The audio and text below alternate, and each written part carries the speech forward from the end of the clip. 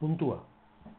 Puntuak sortzeko eta kokatzeko ondoko pausoak jarraitu behar ditugu. Puntua agertzen den botoian klikatu. Grafiko eremura mugitu eta edozein puntuan klik egin.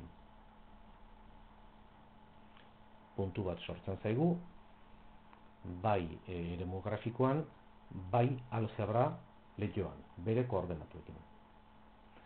Beste toki batean klik eginez, beste puntu bat sortzen zaigu, B puntua. Jarri nahi baditugu koordenatu jakin batzuk, adibidez, bat,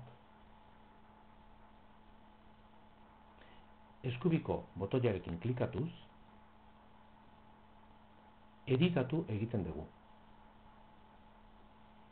Hemen, zegoena ezabatu, eta adibidez, bat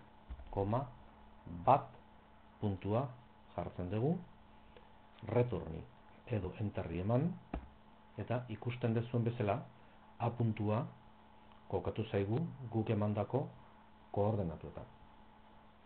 Berdin egingo dugu B puntuarekin, eskubiko botoiarekin, editatu, eta guk jarri nahi ditugun koordenatuak sartu, 3, -3, adibidez. Enter, eta B puntua kokatzen zaigu posizio hortan.